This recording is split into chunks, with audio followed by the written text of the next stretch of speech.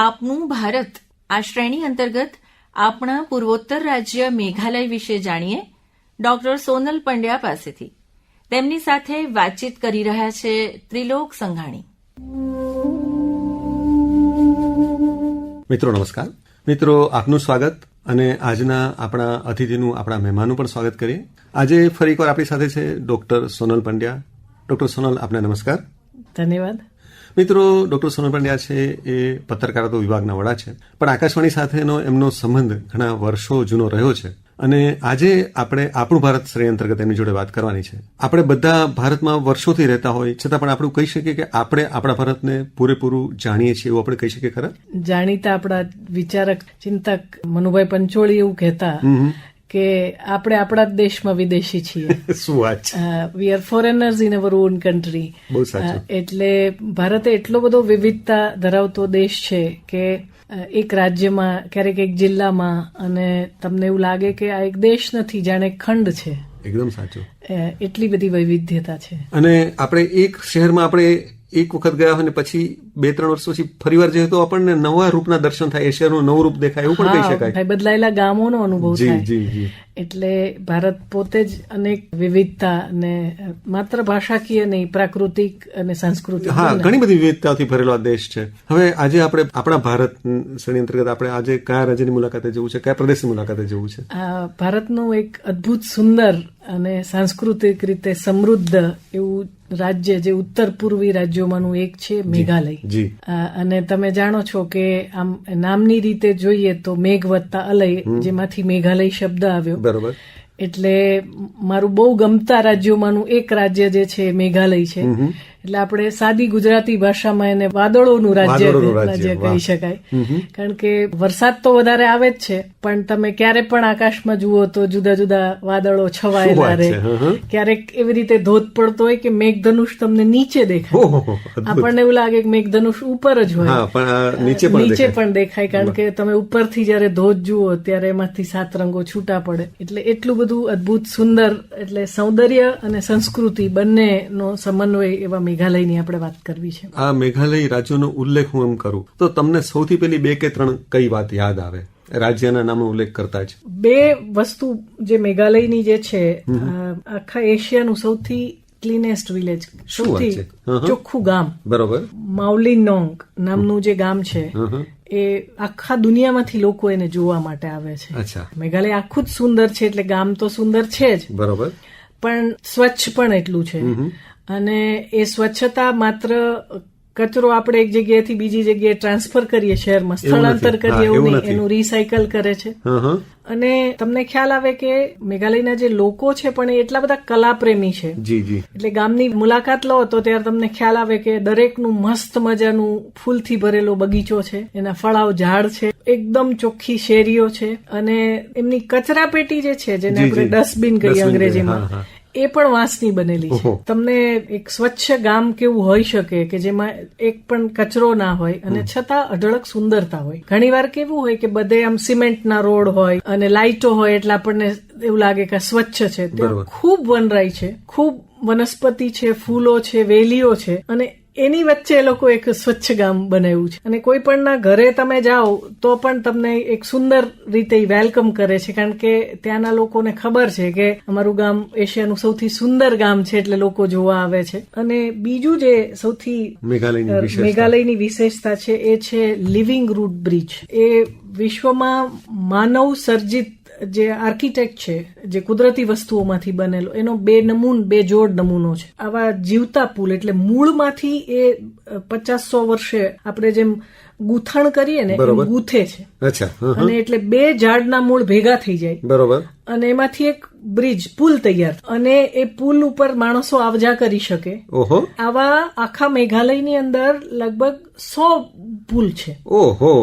એટલે જયારે રોડ રસ્તા નહોતા, સિમેન્ટ અને કોન્ક્રીટ નહોતા, એ વખતે ત્યાંના લોકોએ પોતાની સગવડ માટે એક આખો ઇકો ફ્રેન્ડલી આર્કિટેક્ટનો વિશ્વનો 2 જોડ નમૂનો એ લિવિંગ રૂટ બ્રિજ છે. એટલે એક રીતે જોઈએ તો આપણે એમની દૂરંદ્રષ્ટિ કહેવાય, આપણે એને સલામ કરવી પડે. અને એમણે એક આખું પોતાની ટેકનિક ઉભી કરી એવું આપણે કહી શકીએ. એટલે આપણે અત્યારે ટકાઉ વિકાસની વાત કરીએ છીએ, સસ્ટેનેબલ ડેવલપમેન્ટની, તો આપણને એવું લાગે છે, પણ આ વસ્તુનો વિચાર કે ભાઈ કુદરતની પાસેથી જ તમે કેટલું લઈ શકો. હા, અને છતાં પણ કુદરતને નુકસાન નથી હા, પહોંચાડતા. અને એમાં સૌથી વધુ આકર્ષણનું કેન્દ્ર છે એ ચેરાપુંજી પાસે આવેલો ડબલ ડેકર લિવિંગ રૂમ. ઓહો, શું વાત છે. આપણે જેમ 2 માળ હોય ને હા હા હા. એમ આ જીવતો ડબલ ડેકર બ્રિજ. અરે વાહ, અને એ માત્ર ચાલી નહીં શકો, તમે એની પર સાયકલ ચલાવી શકો. શું વાત છે. અરે વાહ, અને એની નીચેથી નદી જાય છે. ઓહો, અદભુત. એટલે એ ડબલ ડેકર એટલે 2 માળનો જીવતો પુલ, અને એ પણ મૂળમાંથી ગૂંથેલો, અને સદીઓ પહેલા જયારે કોઈ ટેકનોલોજી નહોતી ત્યારનું આ. ત્યારે આ વિચારેલું. એટલું જ નહીં, તમે નાની મોટરસાયકલ પણ એની પર ચલાવી ઓહો, શકો. શું વાત છે. એટલો એ મજબૂત છે, અને આજે પણ એટલો જ મજબૂત છે. એટલે ખરેખર સલામ કરવી પડે આ. હા, એટલે અને આપણે સામાન્ય રીતે મેઘાલયની વાત કરીએ ને ત્યારે આપણને ચેરાપુંજી જ યાદ આવે. પણ ચેરાપુંજીથી લગભગ 20 જ કિલોમીટરના દૂર આ પુલ છે. હું તમને પુલનું વર્ણન, તમને મજા આવશે. જરૂર. જનરલી તમારે કોઈ પુલ હોય તો તમારે ઉપર જોવાનું હોય. હા હા હા. મેઘાલયમાં જે double decker living root bridge છે એ ચેરાપુંજીથી લગભગ 20 કિલોમીટર દૂર છે. બરોબર. પણ તમારે એમાંથી 3 થી 4 હજાર પગથિયા નીચે ઉતરવાનું.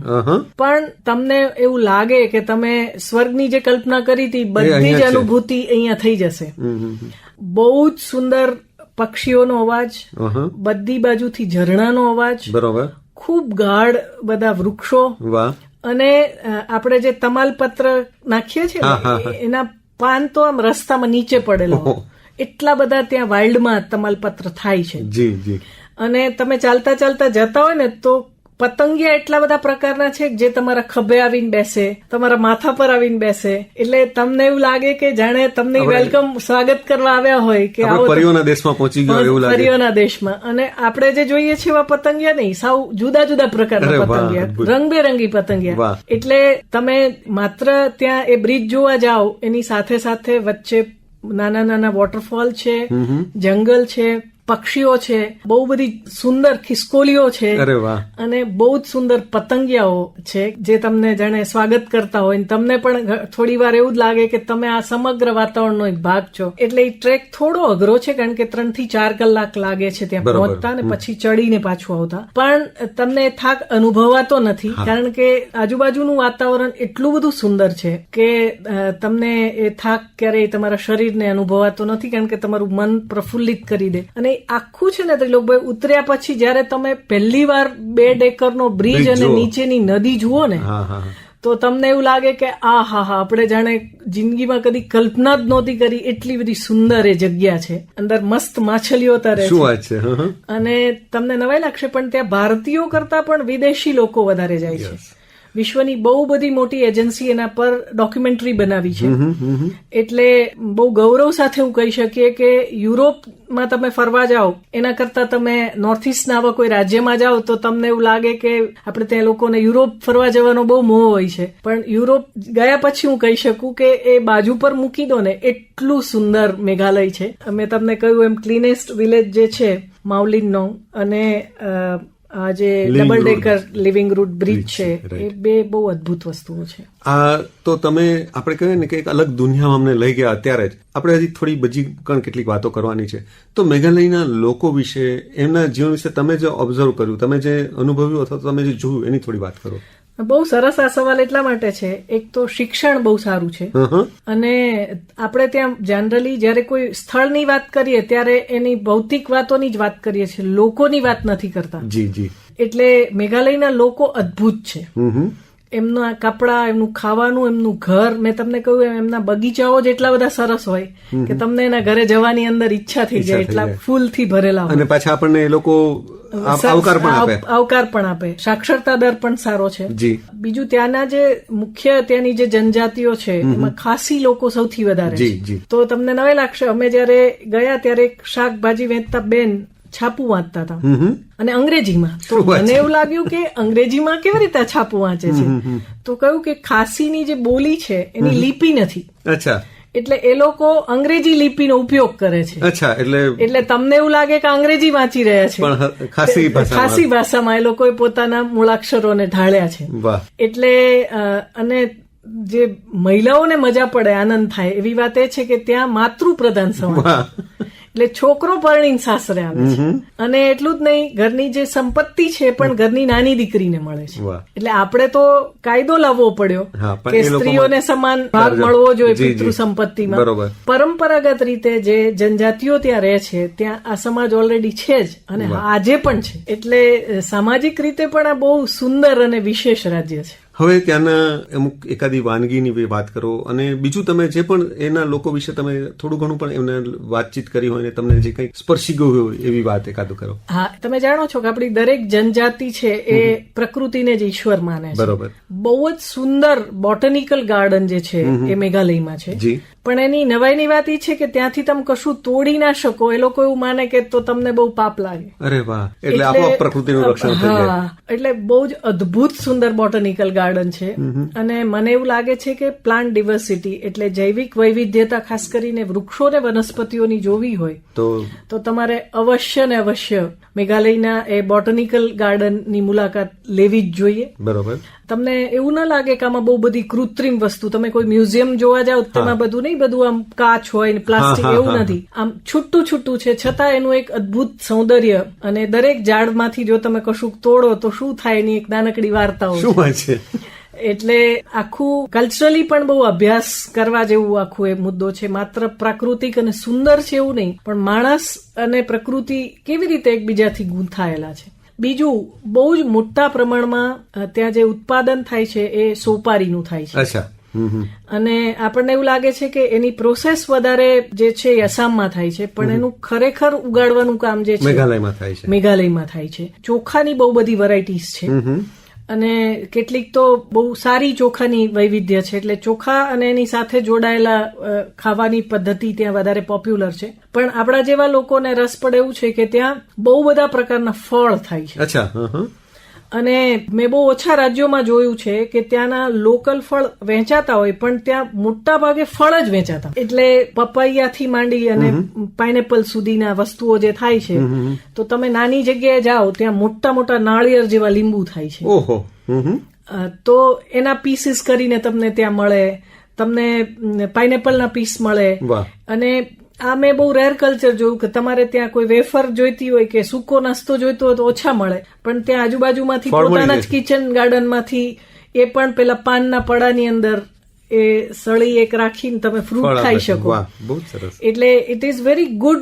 એકદમ ઇકોલોજી અને ઇકોનોમી બંનેનો વિચાર કરીને એક આખી ટુરિઝમ પ્રેક્ટિસ એ મેં મેઘાલયમાં જોઈ, જે બહુ ઓછા રાજ્યોમાં હોય. એટલે એ રીતે પણ મને એવું લાગે છે કે મેઘાલય જે છે એ અદ્ભુત સુંદર રાજ્ય છે. બીજી જે વાત આપણે મેઘની જયારે વાત કરી છે ત્યારે એક મુદ્દો એ છે કે મોટા ભાગે વોટરફોલ એક હોય, બે હોય, બરોબર, પણ નાના મોટા 200 જેટલા વોટરફોલ મેઘાલયમાં છે.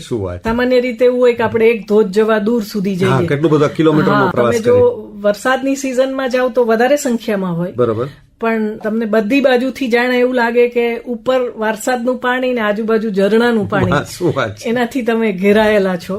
એટલે એક રીતે જોઈએ તો આપણી પાસે દ્રશ્યો નથી પણ છતાં પણ આપ અમને એવી એક દુનિયામાં લઈ ગયા સોનલ કે જ્યાં અમને બધાને એવું થાય કે હવે અમારે જવું જોઈએ. દરેક શ્રોતા મિત્રને એવું થશે કે આપણે આ રાજ્યની મુલાકાત લેવી જોઈએ. તો એક અલગ દ્રષ્ટિથી એક આપણા જ રાજ્યનો એક તમે પરિચય કરાવ્યો અને અદભુત પરિચય કરાવ્યો. એક અલગ દુનિયામાં આપ અમને લઈ ગયા બદલ આપનો આભાર.